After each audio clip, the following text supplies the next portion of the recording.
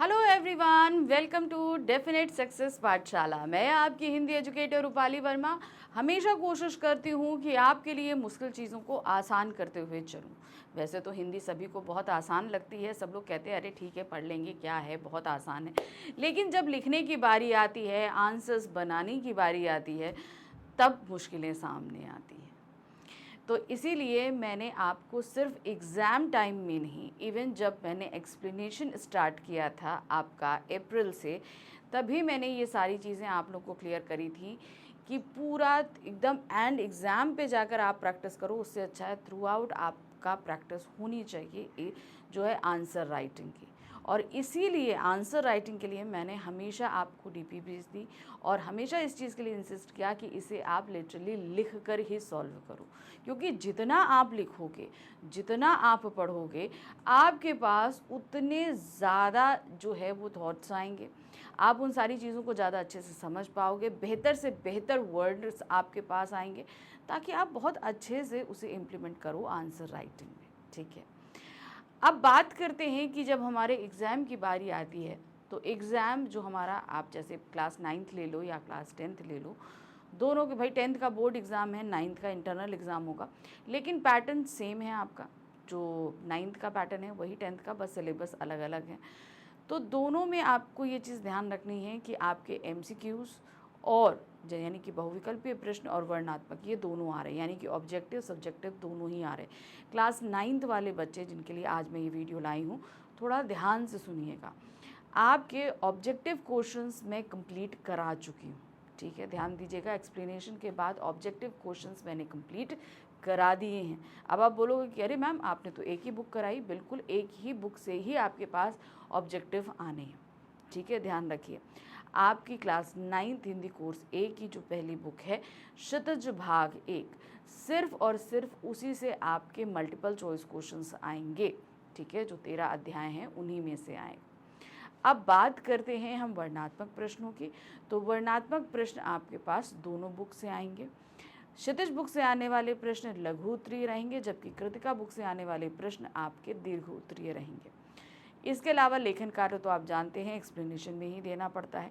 और हाँ, अब जो है आपके पास आपका व्याकरण सेक्शन भी एमसीक्यू से हटा दिया गया है। इसमें भी आपको वर्णनात्मक ही देना, यानी कि अपने आप ही आपको आंसर्स बनाने पड़ेंगे। ठीक है, अभी तक तो क्या 4 ऑप्शंस थे, उसमें से आप सेलेक्ट कर लो, वो ऑप्शन भी कट गया है।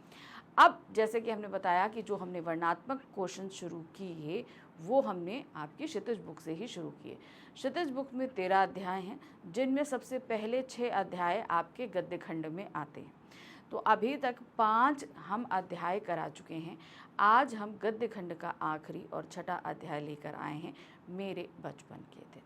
ठीक है, बहुत ध्यान से इस चैप्टर को आप पहले पढ़ लीजिएगा, क्योंकि इसमें महादेवी वर्मा का संस्मरण है। याद रखिए, संस्मरण क्यों कह रही हूँ, क्योंकि उन्होंने अपनी यादों से बहुत सारी चीज़ें यहाँ पर निकाल के रखी, जिनमें आप देखेंगे कि उनकी माताजी की बात है, उनके दादाजी की है, पिताजी की बातें हैं, उनके पड़ोस में रहने वाली जवारा की बेगम की, उनके बेटे की, अपने भाई की बात है, तो उनके हॉस्टल लाइफ में जयबुन्निशा हो या सुभद्रा कुमारी चौहान हो, उन सब के साथ है। गांधी जी के साथ उनकी मुलाकात है, उनका किस तरीके से कविता वाचन शुरू हुआ, उनकी कविताएं जो हैं मैगज़ीन में छपती थी, ये सारी चीज़ें उन्होंने रखी। तो इसको मैं पूरा आपको अच्छे से समझा चुकी हूँ, पढ़ा चुकी हूँ। अब आज हम क्या कर रहे हैं, जैसा कि मैंने बताया कि हम मल्टीपल चॉइस क्वेश्चंस कर चुके हैं, अब हम वर्णनात्मक प्रश्न कर रहे हैं। अब आपके ये जो वर्णनात्मक प्रश्न हैं, ये हम कर रहे हैं मोस्ट इम्पॉर्टेंट क्वेश्चंस के वे में। ध्यान रखिएगा, मोस्ट इम्पॉर्टेंट क्वेश्चंस में वो क्वेश्चंस हैं जो रिपीटेड हैं, जो पिछले कुछ सालों से पूछे जाते रहे हैं, जो उनको मैंने करेक्ट करके रखा है। साथ ही एक्सपेक्टेड हैं जो कुछ नए क्वेश्चंस हैं, उनको मैंने डाला है। तो ये आपको काफ़ी हेल्प करेंगे, आपको चैप्टर समझने में भी और आंसर राइटिंग में भी। ठीक है, आंसर राइटिंग में कोई ट्रिक काम नहीं करती है। याद रखिएगा, हिंदी हमारी मदर टंग ज़रूर होती है, इसको लिखने में बहुत मिस्टेक्स होती हैं, तो इनको थोड़ा सा ध्यान दीजिएगा। चलिए शुरू करते हैं। आज हम कर रहे हैं क्लास 9th हिंदी कोर्स ए की हमारी बुक है क्षितिज भाग 1। इसके गद्य खंड का छठा अध्याय है मेरे बचपन के दिन, जैसा कि मैंने बताया कि महादेवी वर्मा जी का ये संस्मरण है। इस पे करीबन आपके लिए मैं आज मोस्ट इम्पॉर्टेंट क्वेश्चंस के वे में 25 वर्णनात्मक प्रश्न लेकर आई हूँ, ताकि आपकी अच्छे से प्रिपरेशन हो। ठीक है, चलिए शुरू करते हैं। पहला प्रश्न है, महादेवी वर्मा के घर का वातावरण धार्मिक था? मेरे बचपन के दिन पाठ के आधार पर बताइए। अगर हम बात करें घर का वातावरण, तो उनकी माता जी जो हैं वो काफ़ी धार्मिक थी। पूजा पाठ, गीता वाचन हो गया, और साथ ही साथ उन्होंने ये सारी चीज़ें कहीं ना कहीं महादेवी वर्मा को भी सिखाई। क्योंकि कहते हैं ना कि बच्चा जब छोटा होता है तो अपने आसपास के माहौल को जब देखता है तो वो उसमें ढल जाता है। यही चीज़ महादेवी वर्मा जी के साथ हुई। उन्होंने अपने आसपास वो धार्मिक चीज़ें देखी और उन्हीं सब चीज़ों को अपने अंदर कहीं ना कहीं लेकर आई। ठीक है, देखिए क्या है, महादेवी वर्मा के घर का माहौल धार्मिक था क्योंकि स्वयं लेखिका की माँ सुबह प्रभाती, सुबह के समय गाया जाने वाले भजन गीत प्रभाती कहलाते हैं, तथा शाम को मीरा का कोई पद गाती थी। ठीक है, सुबह के समय मतलब कोई भी ईश्वर का कोई एक गीत या उठकर जो गायन करना होता है वो करती थी, और शाम के समय मीराबाई जी के पद गाती थी। उनके घर में नित्य सुबह जागिए कृपा निधान पंछी बन बोले। ठीक है, ये एक भजन है ईश्वर को जगाने के लिए, जागिए कृपा निधान पंछी बन बोले। ठीक है, के बोल गूंजा करते थे। वे पूजा पाठ बहुत करती थी। कौन? उनकी माता जी। ठीक है, जैसे मैंने अभी बताया कि उनकी माता जी जो हैं वो काफ़ी धार्मिक प्रवृत्ति की थी। यही नहीं, कई पीढ़ियों से परिवार में लड़की नहीं होने से लेखिका के बाबा ने भी बहुत दुर्गा पूजा की। अब करीबन 200 साल तक इनके परिवार में कोई भी कन्या जन्म नहीं हुआ था। अब इनके बाबा जी चाहते थे कि भाई हमारे यहाँ कन्या का भाई जन्म हो, तो उन्होंने खूब पूजा अर्चना करी। इनकी कुल देवी दुर्गा जी थी, उनकी खूब पूजा अर्चना करी, क्योंकि लेखिका की कुल देवी दुर्गा थी। जिस घर की कुल देवी या देवता हो उस घर का माहौल धार्मिक होना स्वाभाविक है। तो समझ में आया, तो माता तो धार्मिक थी ही, लेकिन बाबा ने किसी चाह में ही सही लेकिन किया। वो चाहते थे कि उनके घर में पुत्री का जन्म हो, लड़की का जन्म हो, इसलिए उन्होंने काफ़ी पूजा अर्चना करी थी। तो अब ये समझ में आया कि उनके घर का जो धार्मिक माहौल था वो उनकी माता जी के कारण था। फिर बाबा भी धार्मिक हो गए क्योंकि उन्हें घर में एक पुत्री की चाहत थी। दूसरा प्रश्न है, महादेवी के जन्म लेने पर उनकी बहुत खातिर हुई, जबकि उस समय लड़कियों को सामाजिक बोझ समझा जाता था, क्यों? अब महादेवी वर्मा की बात करें हम, तो महादेवी वर्मा जब है तो अर्ली 90s में उनका जन्म हुआ। तो ये चीज़ साफ तौर से आपको ध्यान रखनी होगी, उस समय लड़कियों का या स्त्रियों का जो सामाजिक स्थान था वो बहुत ही निम्नतर था। उनको पढ़ाया नहीं जाता था, घर के फैसलों में, चीज़ों में कहीं कोई एक पार्ट नहीं लेने दिया जाता था, कुछ नहीं। ठीक है, बस उन लोगों को मतलब कहते हैं ना, स्त्री सिर्फ एक उपभोग की वस्तु थी, यानी कि समाज में उसका जो दर्जा था वो बहुत ही निम्नतर हम कहेंगे। भाई समाज में कोई दर्जा एक तरीके से होता है कि भाई एक हम जैसे मान लीजिए स्त्री है तो घर के फैसलों में, चीज़ों में कितना उसका भागीदारी हो रही है, ये चीज़ तो उस समय समाज में थी जब लेखिका का जन्म हुआ। लेकिन लेखिका की बड़ी खातिर हुई। इसका रीज़न क्या था? लेखिका के परिवार में जैसे मैंने बताया कि 200 सालों तक कोई भी कन्या का जन्म नहीं हुआ था। इसका रीज़न ये था कि भाई इनकी कुलदेवी रुष्ट हो गई थी, क्योंकि उससे पहले 200 साल से पहले जो है जब कोई भी कन्या जन्म लेती इनके परिवार में तो उसे पैदा होते ही मार दिया जाता था। इस वजह से जो है भगवान बहुत रुष्ट हो गए और उन्होंने 200 साल तक कोई भी कन्या जो है वो इनके परिवार में जन्मी ही नहीं। अब जब इनके क्या कहते हैं बाबा, ठीक है, उन्होंने, बाबा मतलब दादाजी, उन्होंने खूब पूजा अर्चना करी, दुर्गा जी को प्रसन्न किया, तब कहीं जाके महादेवी वर्मा का जन्म हुआ। अब इतने सालों बाद अगर कोई कन्या होगी तो जाहिर सी बात है उसे पलकों पर उठाकर ही रखा जाएगा। इतनी मान मनौती के बाद पैदा हुई थी, 200 साल बाद पैदा हुई थी, तो समाज में बाकी लड़कियों की जो स्थिति थी, जो भेदभाव हो रहा था, जो वो सारी चीज़ें कहीं ना कहीं महादेवी वर्मा ने फेस नहीं करी, क्योंकि उनको तो भैया बहुत खातिरदारी, मतलब कहते हैं ना कि एक बहुत ही स्पेशल चाइल्ड के तौर पर उनको रखा गया था। क्योंकि लेखिका के घर में पिछले 200 वर्षों से एक भी लड़की नहीं हुई थी। उनके बाबा ने अपनी कुलदेवी दुर्गा की आराधना कर लेखिका को उनसे मांगा। अतः लड़कियों की समाज में अच्छी स्थिति नहीं होने के उपरांत भी उनकी बहुत खातिर हुई।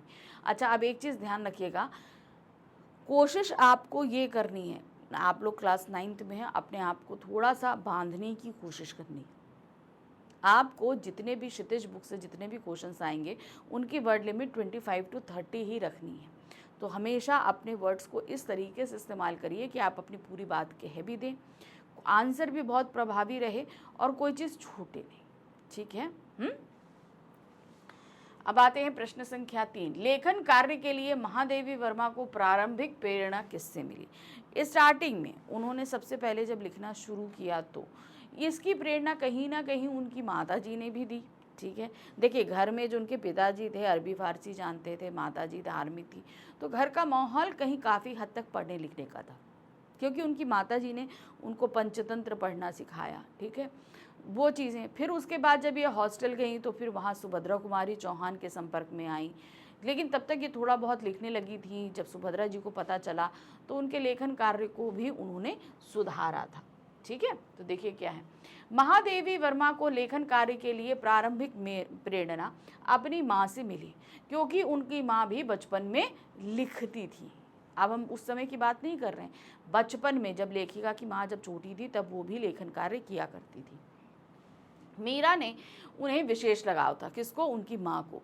मीरा की, जैसे मतलब कि संध्या के समय मीरा का पद कोई गाती थी, तो मीरा से उनका लगाव ज़्यादा था। अतः मीरा के पद अक्सर गाती रहती थी। उन्हें सुनकर देखकर महादेवी वर्मा ने ब्रज भाषा में लिखना आरंभ किया था। तो मीराबाई जो हैं वो श्री कृष्ण की अनन्य भक्त थी, उन्हीं को अपना पति मानती थी।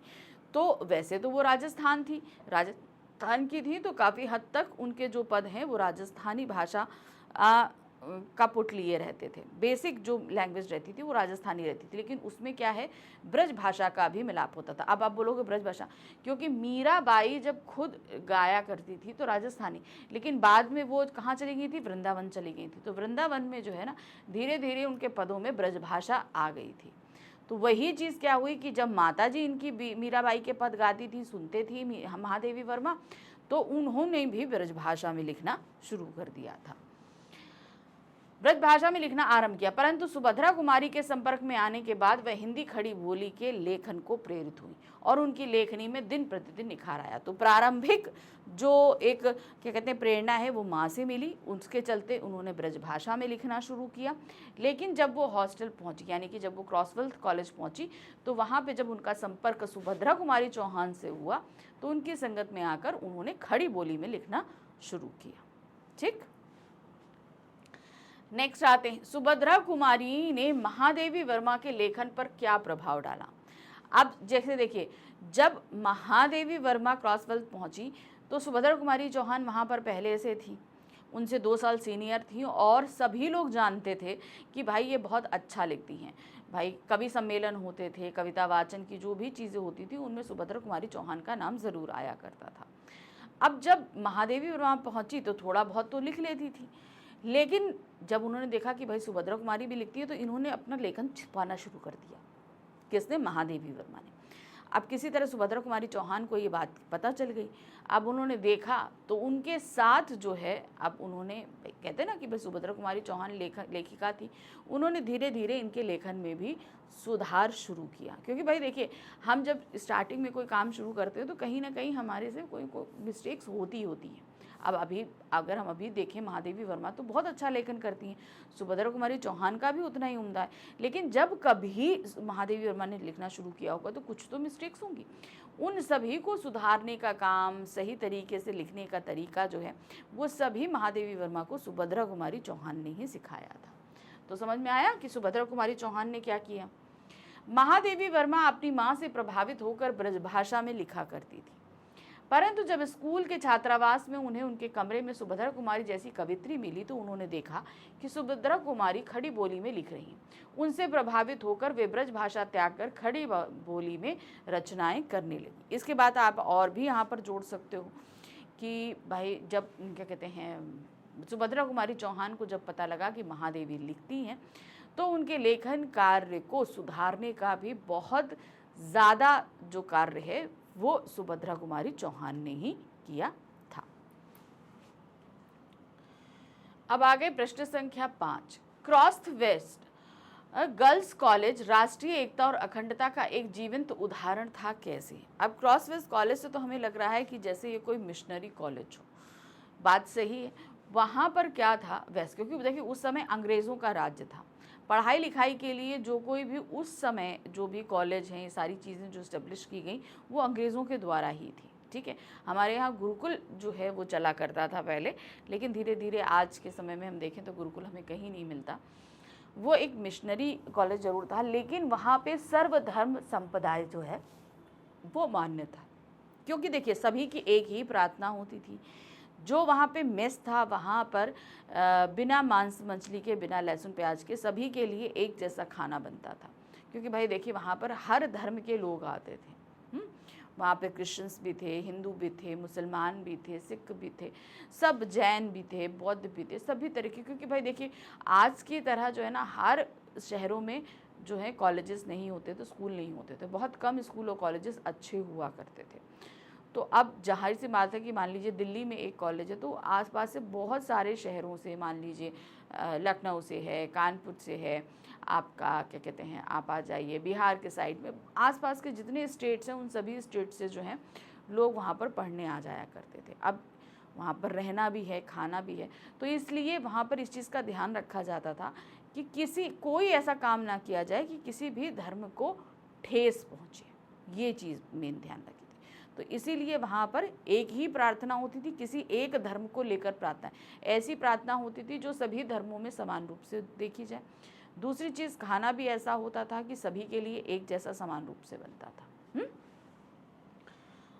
क्रॉसवर्थ कॉलेज का वातावरण बहुत अच्छा था। वहाँ हिंदू, मुस्लिम, सिख, ईसाई सभी धर्मों के लोग साथ साथ रहते थे, साथ ही खेलते और साथ ही सोते थे। वे आपस में सद्भावना पूर्वक रहते थे। अब ये नहीं है कि भाई तुम हिंदू हो, मुसलमान है, सिख हैं, ईसाई, ऐसा नहीं, सब मिलजुल कर रहा करते थे।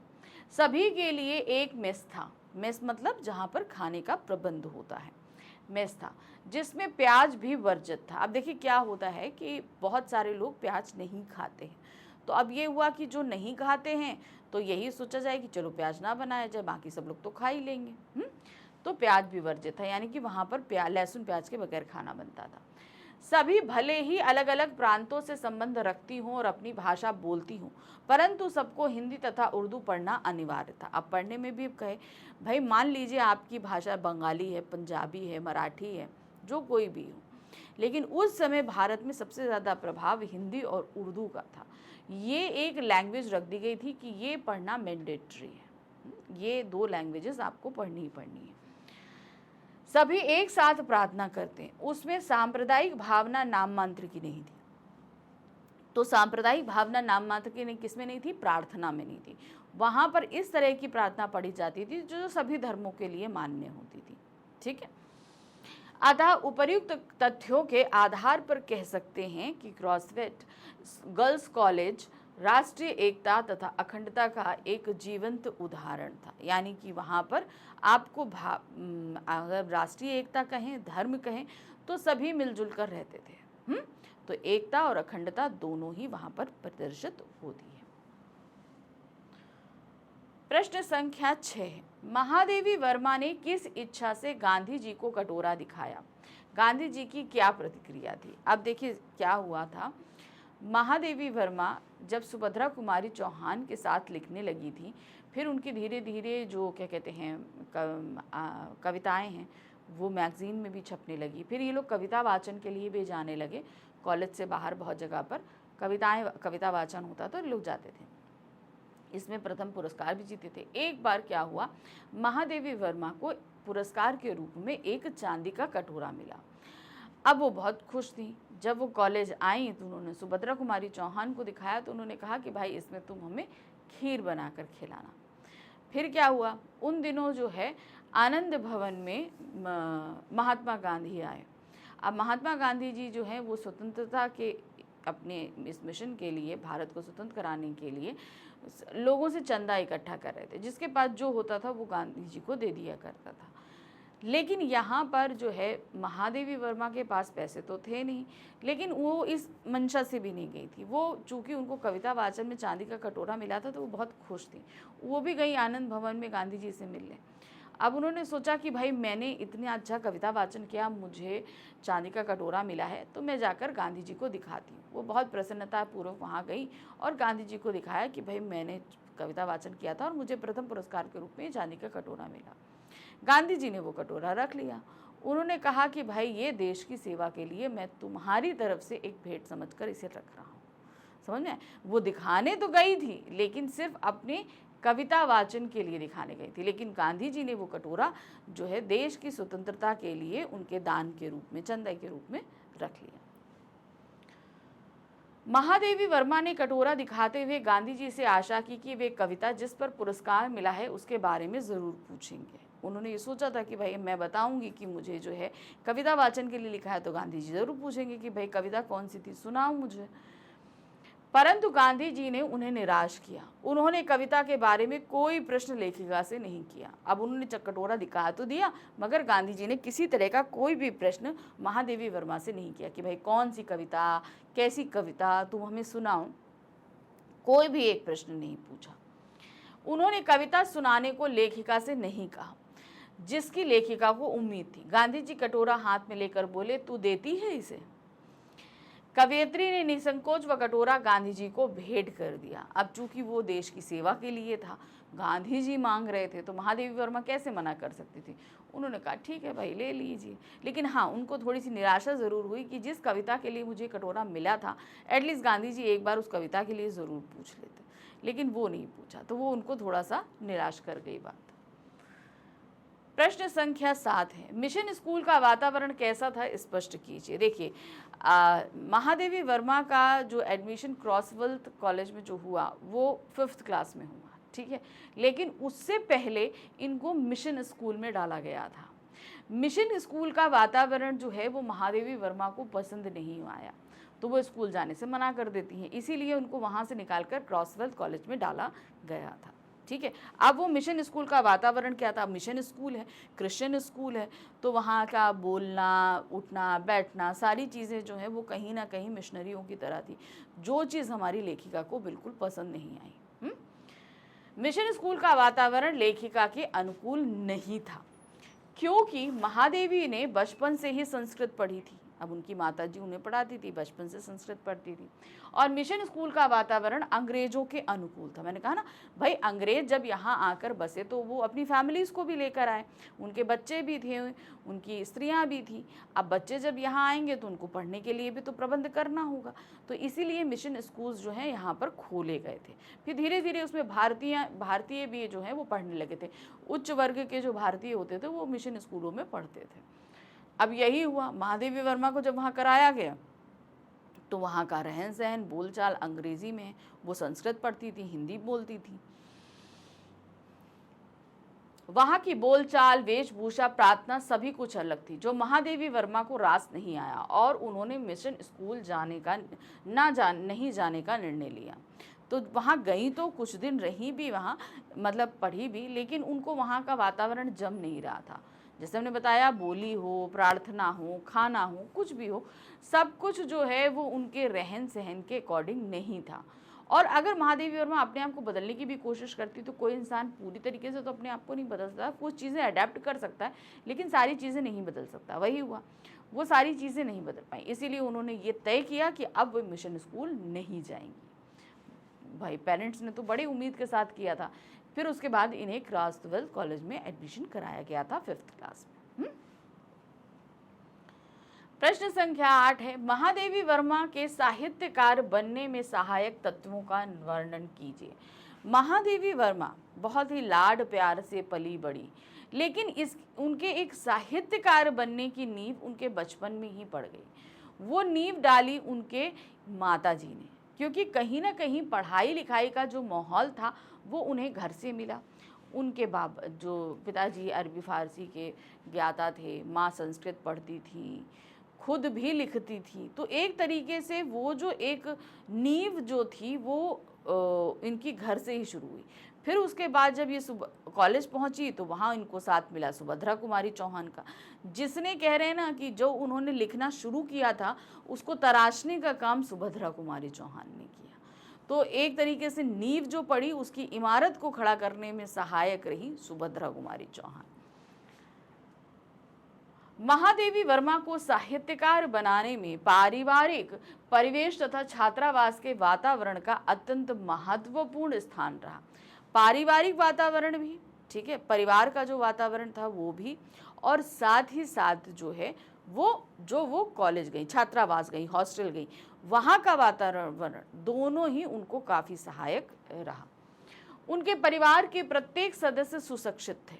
अभी कहीं माताजी, पिताजी, दादा सभी लोग जो हैं पढ़े लिखे थे, और जैसे हमने बताया कि अरबी, फारसी, उर्दू सभी लोग बोलते थे, और माताजी संस्कृत बोलती थी। तो एक तरीके से उनको जो प्लेटफॉर्म मिला था वो काफ़ी स्ट्रॉन्ग था। उनके बाबा उर्दू फारसी के ज्ञाता थे, पिताजी अंग्रेजी के तथा माता हिंदी और संस्कृत जानती। देखिए सभी भाषाएं हो गई कि नहीं। बाबा का मतलब होता है दादाजी, ठीक है, ग्रैंडफादर। वो उर्दू फारसी बहुत अच्छे से जानते थे, पिताजी अंग्रेजी जानते थे, माताजी हिंदी और संस्कृत जानती थी। तो कितनी भाषाएं हो गई उनके परिवार में ही जानने वाले। वे बचपन से लिखती थी। परिवार से ही महादेवी वर्मा को तुकबंदी की आदत पड़ी थी। तो परिवार में जैसे माताजी लिखती थी तो वहाँ से धीरे धीरे ये आदत महादेवी वर्मा में भी आई। क्रॉसवेट कॉलेज जाने के बाद सुभद्रा कुमारी चौहान जैसा जिसे सहयोगी मिला हो वह साहित्यकार क्यों ना बने। तो सुभद्रा कुमारी चौहान अपने आप में बहुत बड़ी लेखिका। अब जब उनका साथ महादेवी वर्मा को मिला तो जाहिर सी बात है कि भाई इससे बड़ा साथ और क्या हो सकता है। सुभद्रा कुमारी ने महादेवी वर्मा की बहुत सहायता की। मतलब भाई लिखना तो उन्होंने बहुत पहले शुरू कर दिया था, लेकिन कहीं ना कहीं उनसे कुछ मिस्टेक्स हो जाती थी, गलत हो जाती थी। तो उन सारी चीज़ों को सुधारने का काम सुभद्रा कुमारी चौहान ने किया। स्त्री दर्पण पत्रिका, अध्यापक का मार्गदर्शन तथा बापू का आशीर्वाद अन्य सहायक तत्व हैं जिसने महादेवी वर्मा को एक स्थापित साहित्यकार बनाया। तो सिर्फ उनका परिवार, उनकी माता या सुभद्रा कुमारी चौहान जो हैं वो उनके साथ नहीं रही। इवन आगे जो कॉलेज में बहुत सारी चीज़ें आती गई जिसने उनको बहुत हेल्प किया एक अच्छी लेखिका बनने में, एक अच्छा साहित्यकार बनने में। क्वेश्चन नंबर 9 है, क्या दिया है? मैं उत्पन्न हुई तो मेरी बड़ी खातिर हुई और मुझे वह सब नहीं सहना पड़ा जो अन्य लड़कियों को सहना पड़ता है। इस कथन के आलोक में आप यह पता लगाइए कि, अब ये कथन महादेवी वर्मा ने खुद अपने बारे में कहा। अब इसके बारे में हमें पता क्या लगाना है? पहला है, उस समय लड़कियों की दशा कैसी थी। जैसा कि मैंने बताया, ये उस समय की बात है जब भारत पे अंग्रेज़ों का आधिपत्य था, ठीक है। अब उस आधिपत्य के चलते हमारे यहाँ धीरे धीरे जब से भाई बाहरी लोग आए हमारे देश पर, उन्होंने राज करना शुरू किया, तब से स्त्रियों की स्थिति काफ़ी हद तक निम्नतर होती चली गई थी। और बात करें कि जब महादेवी वर्मा जी का जन्म हुआ तब की बात करें तो कहीं ना कहीं जो है स्त्रियों का जो एक स्थान होता है वो बहुत निम्नतर था। पढ़ाई उनको करनी नहीं होती थी, घर की चार दीवारी में रहना है। इवन पर्दा प्रथा, सती प्रथा, दहेज प्रथा, बाल विवाह, ये सारी प्रथाएं भी बहुत बहुत बुरी चरम पर थी। सब कुछ हो रहा था ये सारी चीज़ें। तो एक तरीके से उस समय जो लड़कियों को जो बंदिशें हैं, जो अभाव है, झेलने पड़ते थे। घर में सब कुछ है लेकिन भाई लड़कों को ज़्यादा मिलेगा, लड़कियों को नहीं मिलेगा। लड़कों को सारी आज़ादी है, लड़कियों को नहीं है। उनको पढ़ाई नहीं करनी है, उन्हें कॉलेज नहीं जाना है, बहुत सारी चीज़ें हैं, हर चीज़ में कॉम्प्रोमाइज़, ये एक परिस्थिति उस समय समाज में स्त्रियों के लिए थी। लेकिन महादेवी वर्मा को ये सारी चीज़ें फेस नहीं करनी पड़ी। तो समझ में आया उस समय लड़कियों की क्या दशा थी, वो आपको बतानी। देखिए क्या है, लेखिका के जन्म के समय अर्थात 1900 के आसपास समाज में स्त्रियों की दशा अत्यंत दयनीय थी। समझ में आया? उनका जैसे मैंने बताया अर्ली 90s में उनका जन्म हुआ। तो अब उस समय अगर हम स्त्रियों की दशा देखें तो बहुत दयनीय थी। स्त्रियों के प्रति लोगों का दृष्टिकोण अच्छा नहीं था। पितृवंशीय व्यवस्था होने के कारण पुत्रों को अत्यधिक छूट थी। तो क्या था, पितृसत्तात्मक सत्ता। भाई पितृसत्तात्मक तो आज भी सत्ता है, लेकिन आज इतनी ज़्यादा बाउंडिंग नहीं है जितनी पहले हुआ करती थी। आज लड़कियों को बराबर लड़कों के तरीके पढ़ाया जाता है, खाना पीना रहना सहना सब कुछ लड़कियों को लड़कों के बराबर ही दिया जाता है। लेकिन उस समय ये सारी चीज़ें नहीं थी। पितृवंशीय सत्ता होने के कारण पिता की सारी प्रॉपर्टी, सारी चीज़ों में हक बेटे का ही होता था। लेकिन आज देखिए क्या इक्वल डिस्ट्रीब्यूशन होता है, पिता की प्रॉपर्टी में बेटी को भी मिलेगा, बेटे को भी मिलेगा, दोनों को बराबर हिस्सेदारी मिलती। लेकिन पहला ऐसे नहीं था, मतलब लड़की की तो कोई हिस्सेदारी अपने मायके में है ही नहीं, वो सारी चीज़ें पुत्र को फॉरवर्ड हो जाया करती थी। उस समय अनेक ऐसे क्षेत्र थे जहाँ लड़कियों को जन्म लेते ही मार दिया जाता था। जो काम महादेवी वर्मा के परिवार में 200 साल तक होता रहा, वो उस समय भी समाज में था कि लड़कियां पैदा हुई। उसके बाद हम उस समय क्यों कहें, हम आप बता लीजिए, आज़ादी के बाद की बात कर लीजिए, अभी हम 80s और 90s की बात करें, यानी कि सन 1990s में या क्या कहते हैं, आप ले लीजिए 80 से लेकर आप 99 तक के जो दौर में आप अगर आओगे तो उस समय कन्या भ्रूण हत्या बहुत होती थी। ठीक है, सोनोग्राफी कराए जाए, पेट में अगर लड़की है तो उसे पेट में ही मार दिया जाता था। एक ही हम उस समय की बात करें, महादेवी वर्मा तो और उससे पहले की जन्म हुई थी। तो समाज में ये सारी चीज़ें फैली हुई थी। समाज में बाल विवाह, सती प्रथा आदि कुरीतियों ने महिलाओं की स्थिति को और भी गिरा दिया था। पहले तो जन्म लेते ही मार दिया जाए और जो बचे उन्हें जो है इस तरीके के भेदभाव की चीज़ें जीनी पड़ती थी। शादी के बाद भाई अगर मान लीजिए उसका पति मर गया तो उसको सती कर दिया जाता था। छोटी छोटी लड़कियों की शादी कर दी जाती थी जिन्हें शादी के बारे में कोई समझ नहीं। तो एक तरीके से समाज में हर तरह से एक लड़की को प्रताड़ित किया जा रहा था, उन्हें दबाया जाता था। अब सेम वही वक्तव्य है, उस पर हमारे पास दूसरा प्रश्न है, क्या है, लड़कियों के जन्म के संबंध में आज कैसी परिस्थितियां हैं। अगर हम आज की बात करें, हम कंपेयर करें महादेवी वर्मा के टाइम से और आज के बारे में, तो काफ़ी हद तक स्थितियां सुधरी हैं। जहां लड़कियों को जन्म लेते पहले मार दिया जाता था, आज खुशियां मनाई जाती हैं। ठीक है, आज अगर हम प्रेजेंट समय की 2024 की बात करें तो आज खुशियां मनाई जाती हैं कि घर में लड़कियां आई हैं, लड़कियों का जन्म हुआ है, उन्हें लक्ष्मी स्वरूपा माना जाता है। बहुत सारी चीज़ें बदली भी हैं, लेकिन कई ऐसे क्षेत्र हैं जहां आज भी ये सारी चीज़ें नहीं बदली। ठीक है, आज की परिस्थितियां अतीत से काफ़ी अच्छी हैं।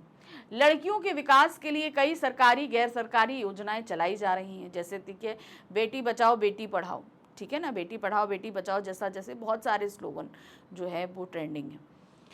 लड़कियों की हत्या और भ्रूण हत्या के से घटते लिंगानुपात ने सबको सचेत कर दिया। अतः अब लोग लड़कियों को लड़कों जैसा समझने लगे हैं, परंतु ऐसे लोगों की संख्या कम है।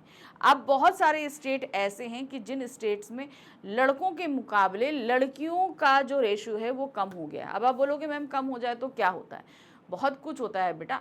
देखिए क्या होता है कि आपको अगर समाज को आगे बढ़ाना है तो कोई भी लड़का अकेले समाज को आगे नहीं बढ़ा सकता और ना ही अकेली लड़की समाज को आगे बढ़ा सकती है। ठीक है, हाँ, समाज को आगे बढ़ाने के लिए एक लड़का और एक लड़की का एक साथ होना ज़रूरी है। इसीलिए एक बहुत ही अच्छी संस्था हमारे यहाँ विवाह संस्था शुरू की गई। ठीक है, इसके दौरान क्या होता है, एक लड़का और एक लड़की का विवाह होता है, वो मिलकर एक परिवार बनाते हैं, फिर परिवार में बच्चे होते हैं, फिर आगे बढ़ता है। लेकिन मान लीजिए कोई भी एक स्टेट या कोई भी ऐसा धर्म या कहीं पर भी सिर्फ लड़के ही लड़के हो जाएं, मान लीजिए कि वहाँ पर करीबन 2 लाख लड़के हैं, एक स्टेट में जो है मान लीजिए 2 लाख लड़के हैं और वहाँ पे लड़कियों की संख्या सिर्फ 2000 है, तो आप बताइए क्या सारे लड़कों को लड़कियाँ मिलेंगी? Is it possible? बहुत सारे लड़के तो ऐसे रह जाएंगे जिनकी शादी नहीं होगी क्योंकि उनको लड़कियाँ ही नहीं मिल रही। फैक्ट है कि नहीं है? इसलिए किसी भी एक हेल्दी समाज में लिंगा अनुपात होना चाहिए, यानी कि लड़का और लड़की बराबर रेशियो में होने चाहिए। मान लीजिए किसी समाज में 2 लाख लड़के हैं तो उस पे कम से कम 2 लाख लड़कियां तो हों, 2 लाख नहीं है तो 1,98,000 होनी चाहिए। ठीक है, बहुत ज़रूरी है, क्योंकि ऐसा आप देखिए इसमें एक रिसेंटली मामला, अभी नहीं हम बोलेंगे, कुछ सालों पहले हरियाणा एक ऐसा स्टेट था जहां पर लड़कियों की बहुत हत्या होती थी। ठीक है, लेकिन धीरे धीरे वहां के लोगों ने समझा, पहले वहाँ फिर लिंगानुपात बहुत ज़्यादा वेरिएशन में हुआ, लड़के बहुत हो गए, लड़कियाँ कम नहीं, बहुत सारे भैया लड़के जो हैं वो अविवाहित रह गए। आप इनमें लिंगानुपात में बहुत सारे स्टेट आए, जिनमें राजस्थान भी था, हरियाणा भी था, बहुत सारे स्टेट आए। तो उन लोगों ने इस बात को समझा और धीरे धीरे इस पर वर्क किया गया, ठीक है।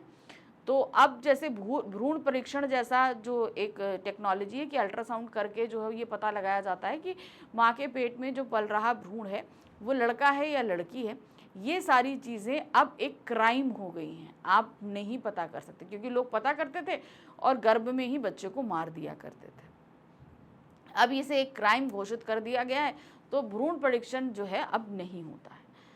तो इससे भी थोड़ा सुधार हुआ, लोगों की समझ में भी आया सारी चीज़ें। तो अब वो लिंगानुपात जो है बहुत हद तक सुधर चुका है। अगर सोचो ना सुधरा जाए तो कितनी मुसीबत हो जाए, है ना। तो लिंगानुपात का मतलब आपको समझ में आ गया, सबको सचेत किया है, अतः अब लोग लड़कियों को लड़कों जैसा समझ, परंतु ऐसे लोगों की संख्या कम है। अभी भी बहुत सारे क्षेत्र ऐसे हैं, बहुत सारे लोग ऐसे हैं कि लड़कियों को हमेशा कम ही समझते हैं। ये उनकी सोच की बात हो जाती है।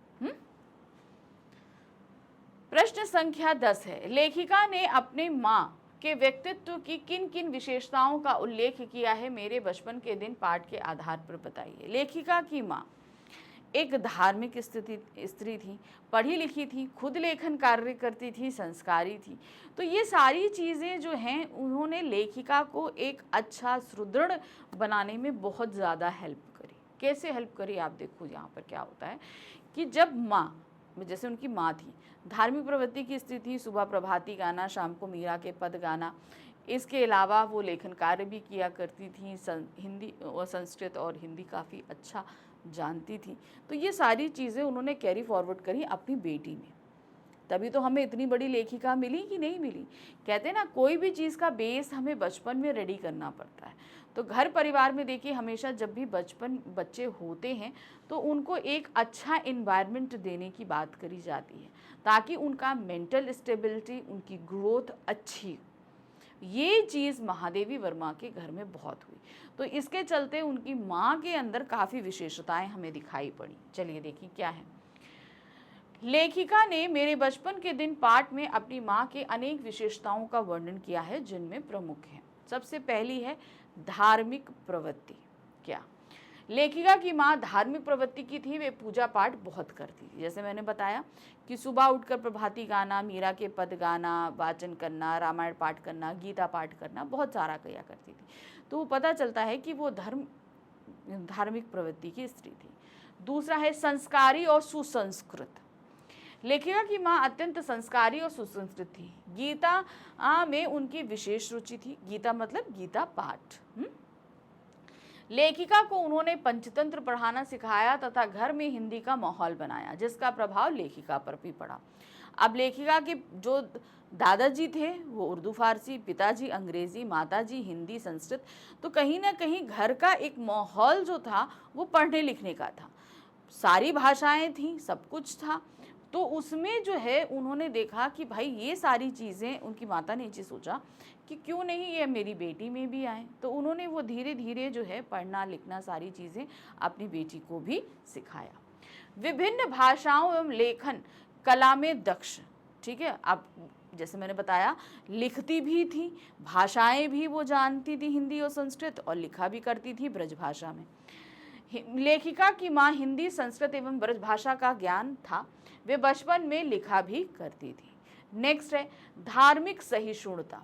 वे सभी धर्मों को समान समझती थी। यही कारण था कि जवारा के नवाब के परिवार से सुमधुर संबंध बनाए गए थे। अब बगल में ही उनके पड़ोस में जवारा की बेगम रहती थी, वो मुसलमान थी, लेकिन उसके बावजूद उनके घर में बहुत ही अच्छे संबंध थे। भाई आप क्या कहते हैं, इनके घर में रक्षाबंधन हो, दीपावली हो, होली हो, इवन जब महादेवी वर्मा के छोटे भाई ई मनमोहन जी का जन्म हुआ तो उनका नामकरण भी जवारा की बेगम ने रखा। रक्षाबंधन जैसे त्यौहार में जो है जवारा की बेगम अपने बेटे को कुछ खाने नहीं देती थी जब तक जो है महादेवी उनको राखी नहीं बांध देती थी।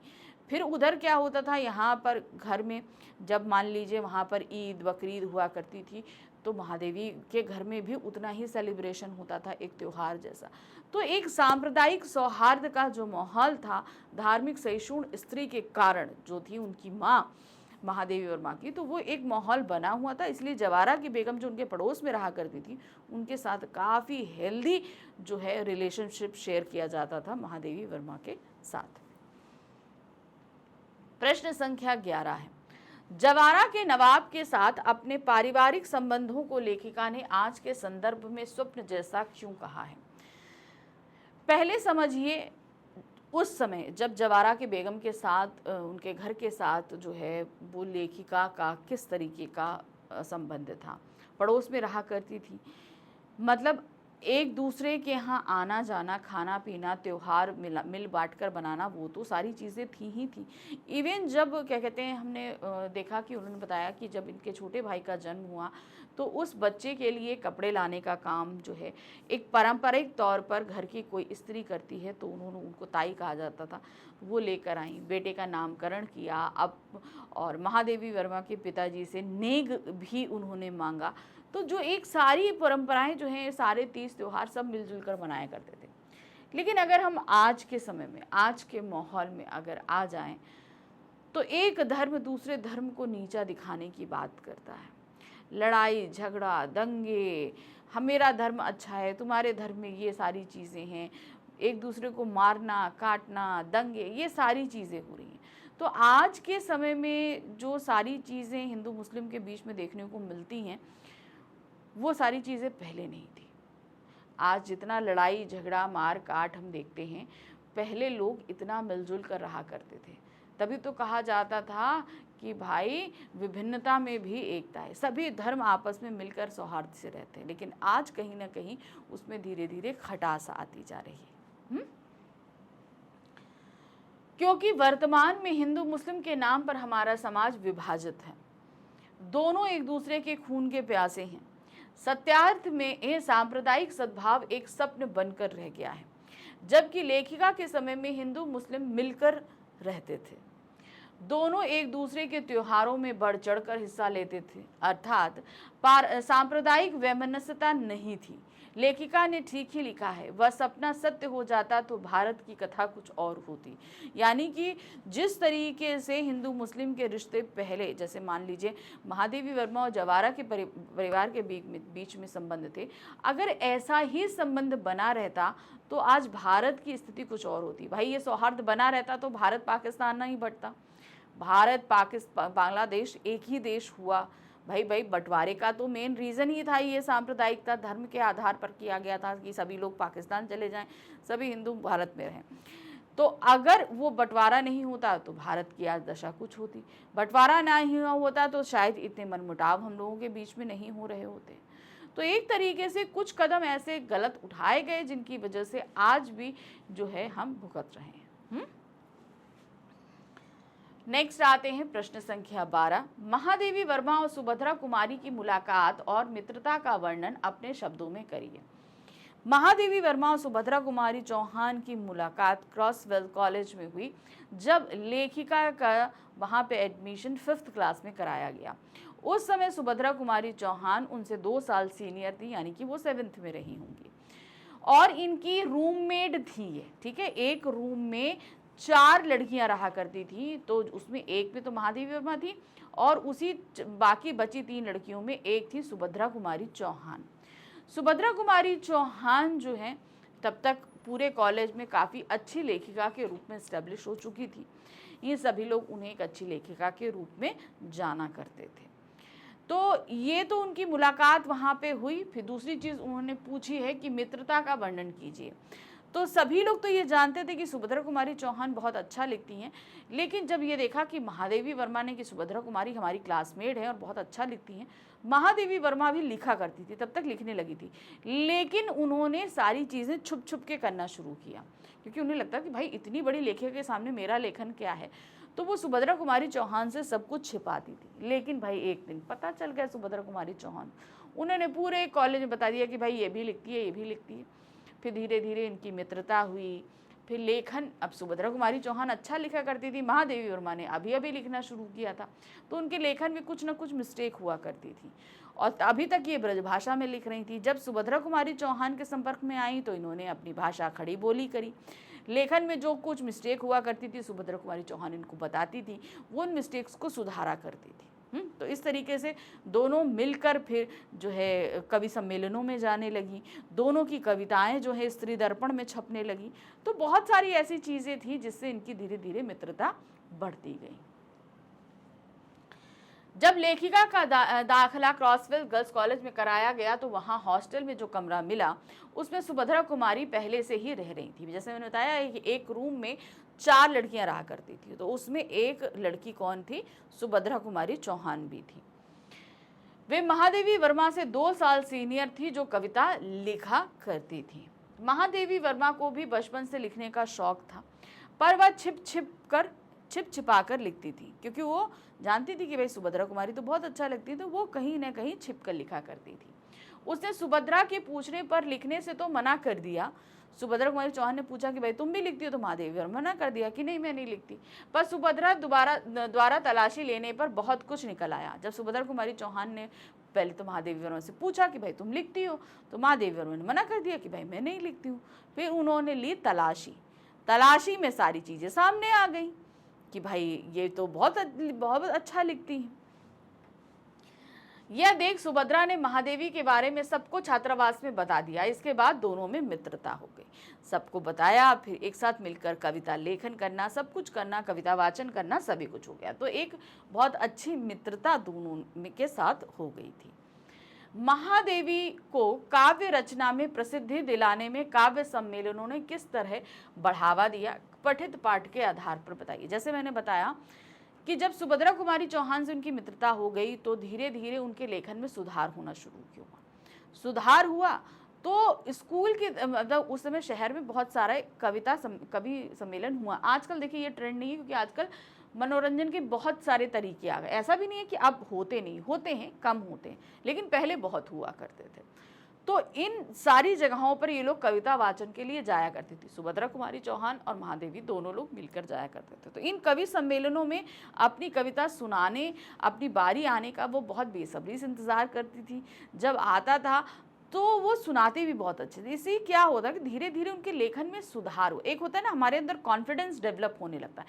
फिर उनको भाई पुरस्कार मिलने लगे कविता वाचन में, तो धीरे धीरे उनके अंदर कॉन्फिडेंस आने लगा, और इसी कॉन्फिडेंस ने उनको और ज़्यादा अच्छा लेखन करने के लिए इंकरेज किया।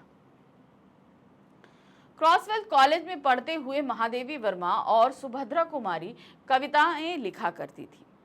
उस समय कवि सम्मेलन हुआ करते थे। इन कवि सम्मेलनों में इन्हें लेकर क्रॉसवेल की मैडम जाया करती थी। भाई जो कोई अच्छा है, बाहर कहीं कवि सम्मेलन है, ये लो लेकर जाती उनकी जो टीचर थी, जहां महादेवी कविताएं सुनाती। इनके अध्यक्ष अयोध्या सिंह उपाध्याय, हरिऔध, श्रीधर पाठक, रत्नाकर जैसे प्रसिद्ध कवि हुआ करते थे। उस समय के फेमस कवि हुआ करते थे अयोध्या सिंह उपाध्याय, हरिऔध जी। भाई उनकी तो कविताएं आप लोगों ने कितनी पढ़ी हैं। फिर श्रीधर पाठक, रत्नाकर जैसे प्रसिद्ध कवि हुआ करते थे। इनमें कविता सुनाने पर लेखिका महादेवी वर्मा को पुरस्कृत किया जाता था। अक्सर प्रथम पुरस्कार लेके आती थी। ये पुरस्कार उनके लिए प्रेरणादायी सिद्ध हुए और उनकी प्रसिद्धि बढ़ती गई। तो धीरे धीरे क्या हुआ, कवि सम्मेलन में कहते ना, एक हम जब परफॉर्म करते हैं तो हमारे अंदर धीरे धीरे कॉन्फिडेंस आने लगता है। तो वो कॉन्फिडेंस लेवल धीरे धीरे बढ़ता गया। अब देखिए मेरे साथ भी यही हुआ।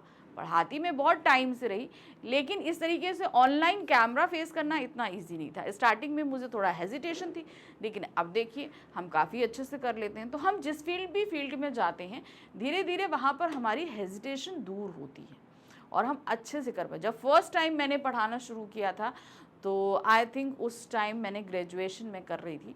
पहली बार जब मैंने किसी को पढ़ाया, ऑनलाइन नहीं ऑफलाइन, तो एक बहुत हेजिटेशन थी कि हम सही से कर पाएंगे या नहीं कर पाएंगे। लेकिन धीरे धीरे करते करते मैंने पढ़ाना शुरू किया, अपनी स्किल्स में सुधार किया, डेवलपमेंट किया, कंटेंट पे बहुत सारा वर्क किया। तो धीरे धीरे नॉलेज बढ़ती है हमारी।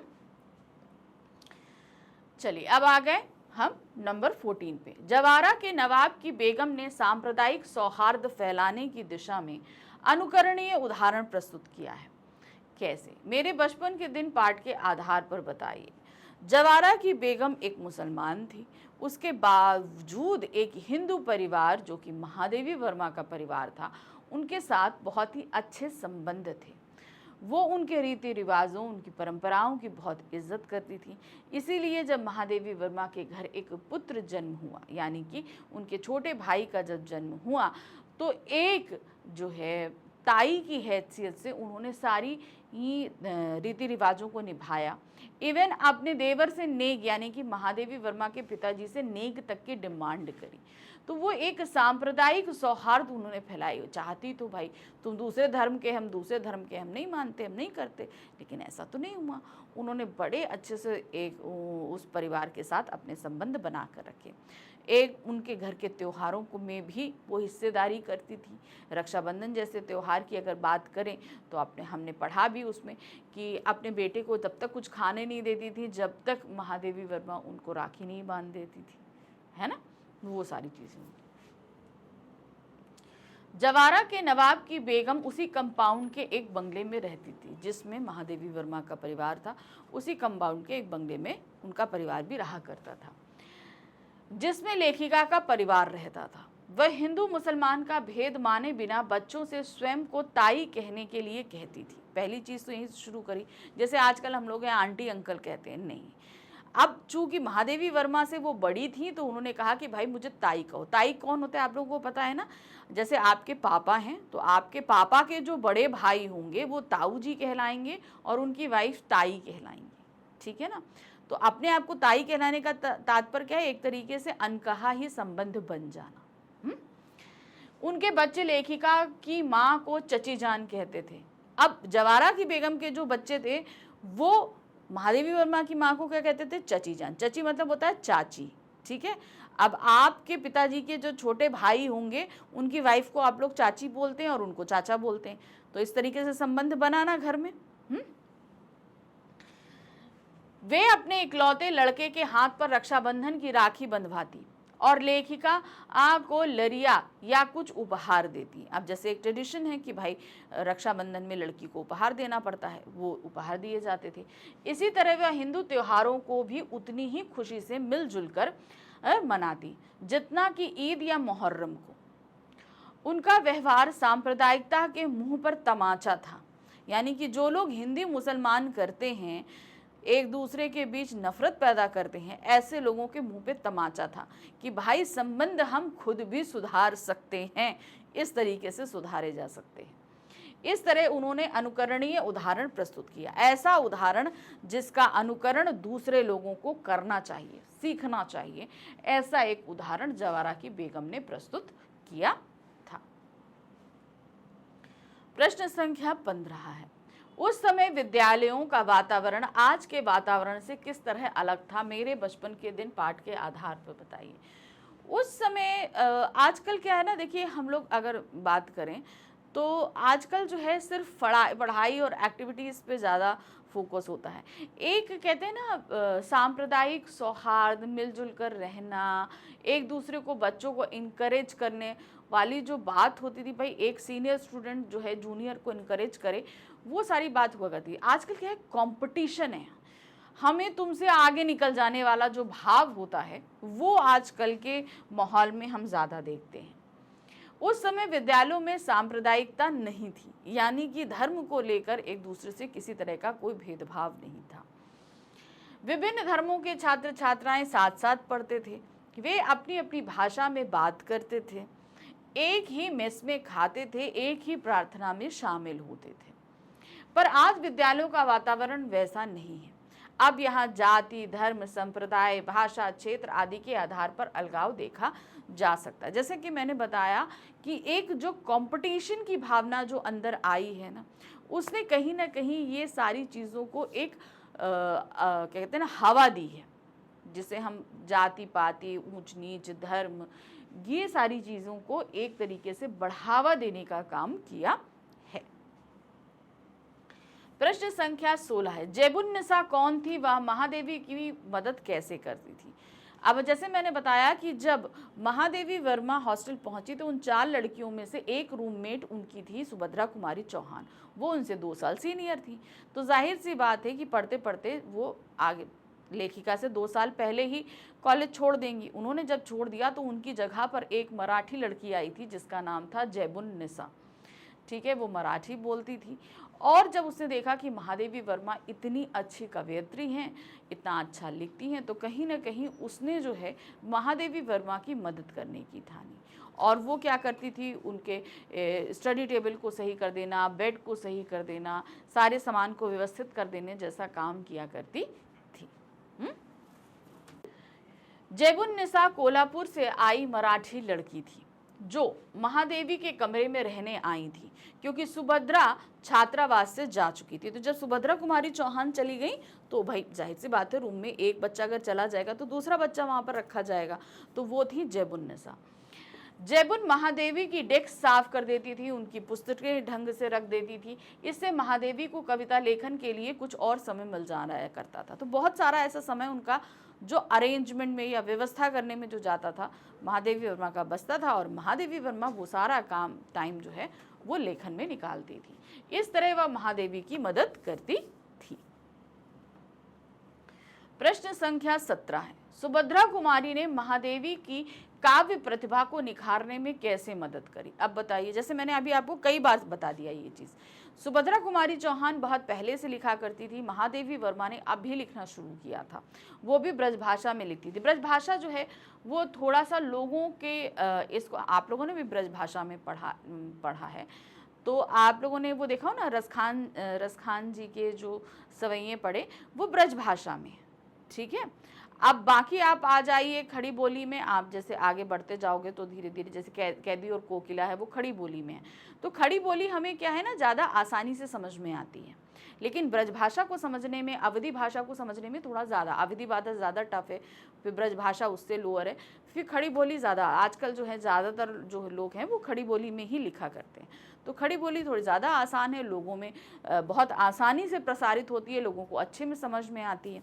तो ब्रज भाषा में जब वो लिखा करती थी वो तो लिखना जानती थी, पर लोग उतना समझ नहीं पाते थे, समझने के लिए एफर्ट्स लगाने पड़ते थे।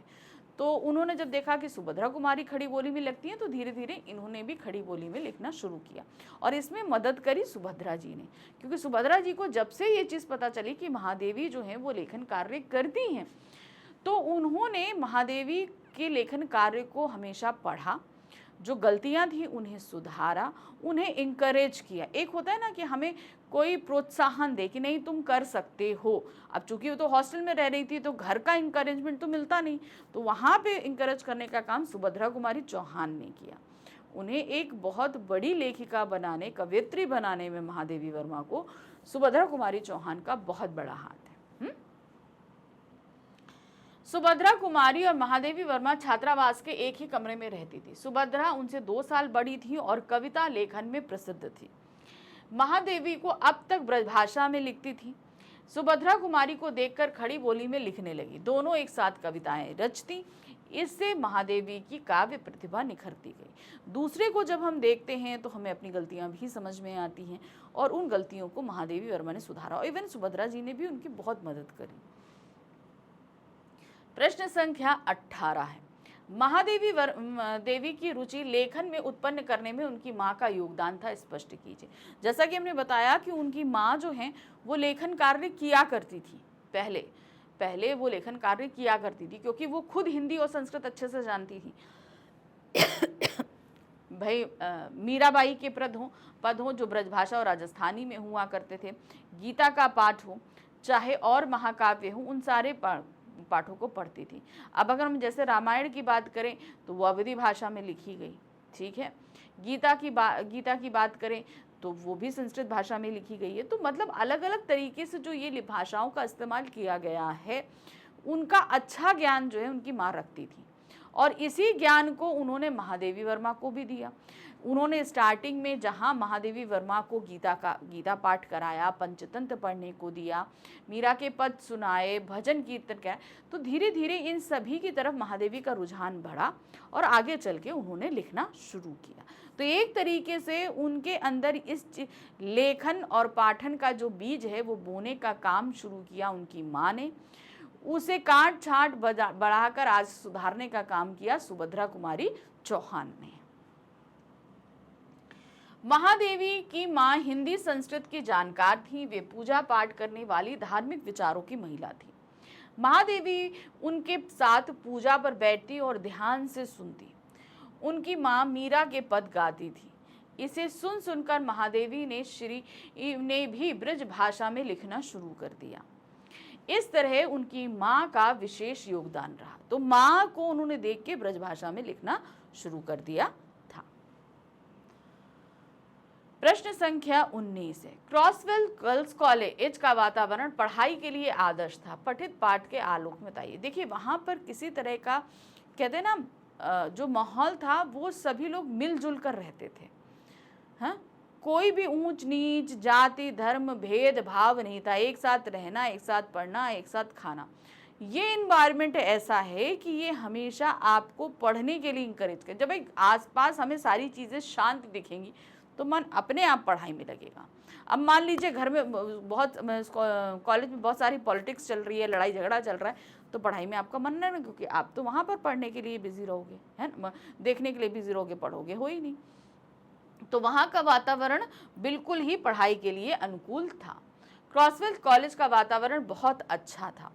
वहाँ विभिन्न स्थानों से लड़कियाँ पढ़ने आती थीं। उनमें कुछ हिंदू भी थी तो कुछ ईसाई।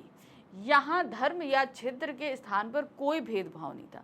आप किस धर्म से हैं, किस क्षेत्र से आ रहे हैं, इस बात को लेकर किसी तरह का भेदभाव एक दूसरे के अंदर था ही नहीं। सब एक ही मेस में खाती जिसमें प्याज तक नहीं प्रयोग किया जाता था। अब ये सभी लोगों का ध्यान में रखते हुए खाना पकता था। भाई कुछ लोग ऐसे होते हैं जो प्याज नहीं खाते हैं और कुछ लोग प्याज खाते हैं।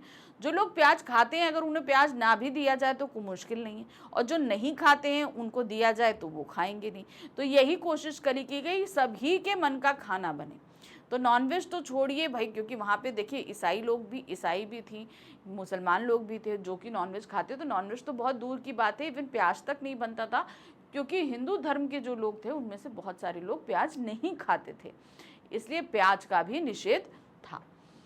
सब एक ही मेस में खाती जिसमें प्याज तक का प्रयोग नहीं किया जाता था। इस तरह वहाँ का वातावरण पढ़ाई के लिए आदर्श। किसी तरह का एक अनदर टेंशन दिमाग में नहीं था, जिसकी वजह से लोग पढ़ाई बहुत अच्छे से कर पाते थे। प्रश्न संख्या 20 है, महादेवी की शिक्षा दीक्षा में उनकी माता का क्या योगदान रहा। हम अगर माता की योगदान की बात करें तो महादेवी वर्मा जी को अगर हम जानते हैं तो हम ये देखते हैं कि वो हिंदी की बहुत बड़ी कवयित्री और लेखिका रही। ठीक है, हम इस नाम से उनको जानते हैं। अब अगर हम उनके परिवार की बात करें तो उनके दादाजी उर्दू फारसी जानते, पिताजी अंग्रेजी जानती और माताजी हिंदी और संस्कृत जानती। तो जाहिर सी बात है हिंदी और संस्कृत का प्रभाव महादेवी वर्मा पे ज़्यादा पड़ा। इसी वजह से क्या हुआ कि वो हिंदी की इतनी बड़ी लेखिका और कवयित्री बन पाई, है ना।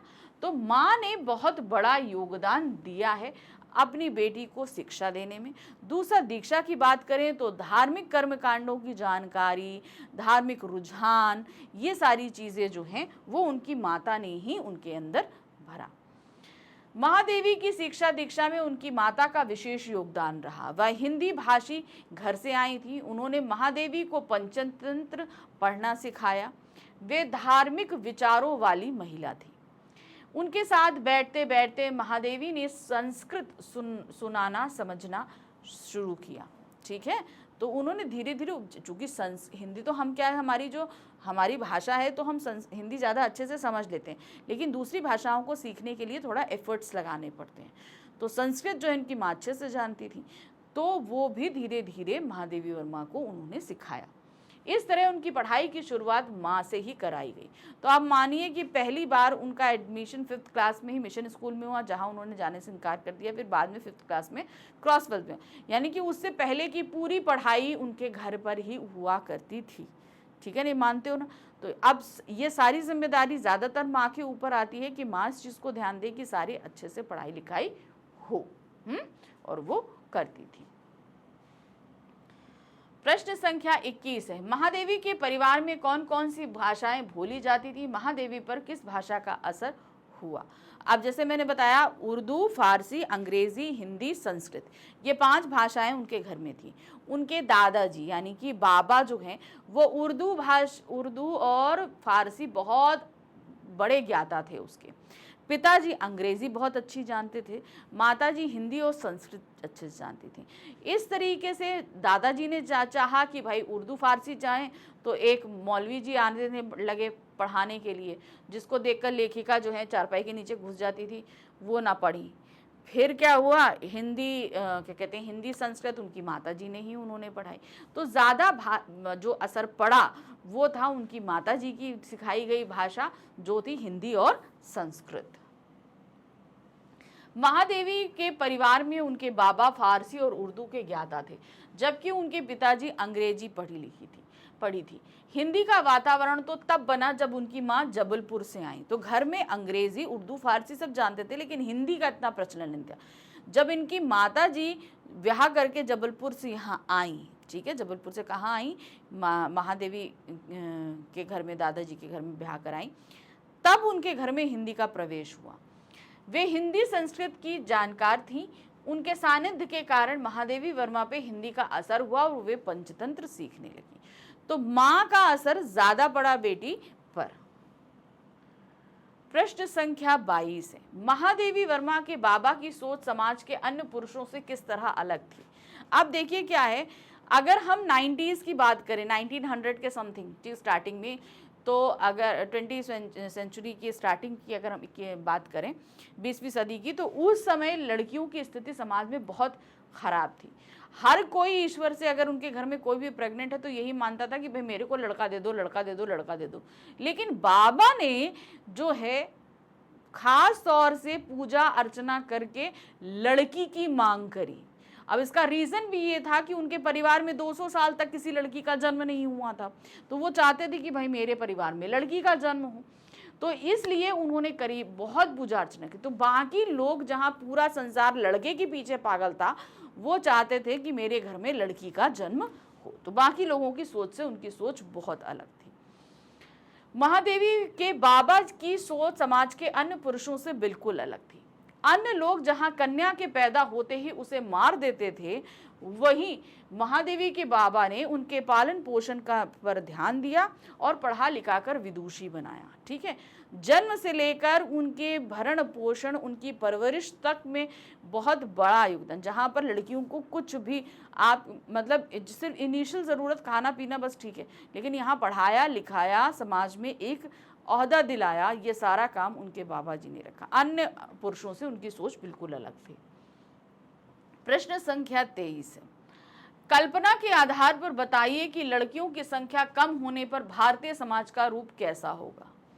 जैसा कि मैंने बताया कि लड़कियों को पैदा होते ही पहले मार दिया जाता था, तो समाज में लिंगा अनुपात हो जाता है। लिंगा अनुपात क्या होता है? जो मेल और फीमेल रेशियो होता है किसी भी सोसाइटी में, वो डिसबैलेंस होता है। किसी भी सोसाइटी को बहुत ही प्रॉपर वे से आगे ले जाने के लिए मेल फीमेल जो होते हैं उनका इक्वल रेशियो होना चाहिए। अब किसी भी समाज में मान लीजिए कि मेल रेशियो बहुत ज़्यादा है और फीमेल रेशियो कम है। अब जैसे मैंने आपको बताया कि एक इसको और थोड़ा हम छोटे फिगर में और समझते हैं, मैंने अभी लाखों में बताया था, मैं थोड़ा सा और इस फिगर को छोटा कर देती हूँ। मान लीजिए किसी एक शहर में या किसी एक समाज में सिर्फ 1000 लड़के हैं, 1000 लड़के हैं और 1000 लड़कों, उसी समाज में सिर्फ जो है 800 लड़कियां हैं, तो यहाँ पर डिफरेंस कितना है? 200 का है ना, 200 का डिफरेंस है ना। अब मान लीजिए कि जब शादी करने की बात आएगी, मान ली अब शादी तो समाज में लड़का लड़की की ही होगी, अब 1000 लड़कों में सिर्फ 800 लड़कों की तो शादी हो पाएगी, क्योंकि लड़कियां तो 800 ही हैं। तो 800 लोगों की शादी हुई, उसमें से 200 लड़के जो हैं वो अपना जीवन एकांकी बिताएंगे, अकेले बिताएंगे। वो 200 लड़के समाज को आगे ले जाने में, बढ़ाने में अपना कोई भी योगदान नहीं दे पाएंगे। ठीक है, ये रेशियो बहुत ही, क्योंकि देख लीजिए जिस समाज में अगर विवाह जैसी संस्था नहीं होगी, हाँ, तो कभी भी एक पारिवारिक माहौल नहीं मिलेगा, बच्चे नहीं होंगे, आगे हमारा समाज चल नहीं सकता। ठीक है, किसी भी समाज में आप ले लीजिए, ठहराव आना शुरू हो जाता है, जो किसी भी समाज को कहते हैं ना, जहाँ जमा हुआ पानी भी बदबू देने लगता है, कीड़े पड़ जाते हैं। तो समाज में अगर ठहराव आएगा तो जाहिर सी बात है वो उतना वर्ग पिछड़ता हुआ चला जाएगा, और धीरे धीरे क्या होगा, जिस भी धर्म या प्रजाति में, मान लीजिए कोई भी जाति ले लें, कोई भी वर्ण ले लें, जिस समाज उसमें लड़के ज़्यादा हो जाएंगे, लड़कियां कम हो जाएंगी, तो धीरे धीरे उसमें ठहराव आएगा, आगे नहीं बढ़ेगा, समाज आगे नहीं बढ़ेगा, धीरे धीरे वो जाति या धर्म ही एक दिन विलुप्त हो जाएगा। ये भी हो सकता है, एक मतलब हम बहुत अर्लियर स्टेज की बात, अगर हम बहुत ज़्यादा आगे जाके बात करें तो लड़कियों की संख्या कम होने पर भारतीय समाज का स्वरूप विकृत हो जाएगा, उसमें सामाजिक संतुलन बिगड़ जाएगा, लड़कों के लिए बहुओं की समस्या बढ़ खड़ी हो जाएगी, मतलब उनके लड़कियां ही नहीं मिलेंगी, किससे शादी करें वो। ऐसी स्थिति में महिलाओं की खरीद फरोख्त की घटनाएं बढ़ जाएंगी। बिल्कुल सही है भाई, लड़कियों को खरीद के लेकर आओ, इसमें बहुत ज़्यादा क्राइम बढ़ता है, दूसरे स्टेट से लड़कियां अगवा कर ली जाती हैं, वहाँ से बेची जाती हैं, तो एक तरीके से ये फ्लश स्टेट शुरू हो जाता है। ठीक है, तो ये भी एक बहुत बड़ी समस्या हो जाती है। समाज में अनैतिकता, दुराचार, बलात्कार, अपहरण जैसी घटनाएं बढ़ जाएंगी। अब जब लड़कियां, आप शादी जैसी चीज़ें, संस्था स्थापित नहीं हो पाएगी, तो ये अपराध, ये एक ह्यूमन टेंडेंसी के तहत बढ़ने वाले अपराध हैं जो बढ़ने लगते हैं समाज में। लड़कियों को क्या कहते हैं, जो ईव टीजिंग जिसे हम कहते हैं, रेप होते हैं ये, और एक्सटॉर्शंस वगैरह जो सारी चीज़ें होती हैं, ये धीरे धीरे बढ़ने लगती हैं समाज में। इसीलिए ये रेशियो को मेंटेन करना बहुत ज़रूरी होता है। समाज में एक अव्यवस्था का वातावरण होगा जिससे अशांति होगी। लड़कियों की संख्या यदि और कम हो गई तो एक दिन समाज में ऐसा समय आएगा कि जब हर लड़की को द्रौपदी बनने पर विवश होना पड़ेगा। आप सोचिए, द्रौपदी बनना मतलब एक लड़की के 5 पति। ठीक है, ये कंडीशन भी एक ऐसी जनजाति है, अभी भी सरवाइव करती है, जहाँ पर एक ही परिवार में अगर मान लीजिए 4 लड़के हैं या 5 लड़के हैं तो उनमें लड़की एक ही आती है। क्यों ऐसा ट्रेडिशन हुआ? क्योंकि उस समाज में लड़कियां कम थी। आज भी ऐसी एक जनजाति है, ठीक है, जहां पर ये ट्रेडिशन है कि परिवार में सिर्फ एक ही बाहर की बहू आएगी और घर में चाहे 4 लड़के हों, 6 लड़के हों, 10 लड़के हों, उन पर एक ही रहेगी। मतलब उस एक लड़की को घर के सभी भाइयों से शादी करनी पड़ती है। तो ये समाज में ट्रेडिशन क्यों आया? क्योंकि भाई समाज में लड़कियां कम थी, तो इस वजह से ये हुआ कि घर में एक ही लेकर आओ, उससे सारी की विवाह करो। तो ये जो है चीजें विकृत होती चली जाती हैं। ठीक है, एक सद्भाव, समन्भाव जो होता है वो मिट जाता है समाज में से। प्रश्न संख्या 24 है, महादेवी वर्मा को काव्य प्रतियोगिता में चांदी का कटोरा मिला। अनुमान लगाइए कि आपको इस तरह का कोई पुरस्कार मिला हो और वह देश हित में या किसी आपदा निवारण में काम में देना पड़े, तो आप कैसा अनुभव करेंगे या करेंगी? तो देखिए, अगर मुझे ऐसा कोई प्राइज मिला हो जो मेरे लिए बहुत ही दिल के करीब हो, तो देने में थोड़ा सा तो कष्ट होगा। हम ये कहें कि बिल्कुल कष्ट नहीं होगा तो ये एक तरीके से झूठ होगा। लेकिन हाँ, अपने मन को मैं ये दिलासा ज़रूर दे सकती हूँ कि जिस काम के लिए मैं ये कटोरा दे रही हूँ या ये पुरस्कार मैं दे रही हूँ, वो मेरे हित से कहीं ज़्यादा है। अब जैसे महादेवी वर्मा को जो कटोरा मिला था वो उनके कविता वाचन के लिए, लेकिन जो उन्होंने दिया वो था देश हित के लिए, यानी कि देश की स्वतंत्रता के लिए उन्होंने दिया, तो वो भी बहुत बड़ा कार्य था। मुझे चांदी के कटोरा जैसा कीमती पुरस्कार मिला हो और देश हित की बात आए तो मैं ऐसे पुरस्कार को खुशी खुशी दे देता, क्योंकि देश के हित से बड़ा कुछ नहीं है। देश के हित में देशवासियों का हित निहित होता है। ऐसा करके मुझे दूनी खुशी प्राप्त होती और मैं गौरवान्वित महसूस करती। तो ये सारी चीज़ें तो हम करते, लेकिन एक पल अगर पहली बार देने की बात आती ना, तो शायद दिल में थोड़ा सा दर्द ज़रूर होता, क्योंकि कहीं ना कहीं वो मेरे द्वारा किया गया एक ऐसा कार्य था जिसके लिए मुझे वो पुरस्कार मिला था। मैं दे देती, मैं ये नहीं कहती मैं नहीं देती, लेकिन जो है ना, थोड़ा सा जो है लगता कि काश ना दूं तो चलेगा, ऐसी जैसी एक बात आती तो। प्रश्न संख्या 25 है, जैबुन्निसा महादेवी वर्मा के लिए बहुत काम करती थी। जैबुन्निसा के स्थान पर यदि आप होती तो महादेवी वर्मा से आपकी क्या अपेक्षा होती? जाहिर सी बात है कि हम भी उनकी हेल्प करते, क्योंकि कहीं ना कहीं वो समाज में एक बहुत बड़ा आदर्श थी, बहुत बड़ा काम हम नहीं कर पा रहे हैं तो कम से कम हम उनकी मदद ही करते हैं, एक ये हमारे मन में ज़रूर होता।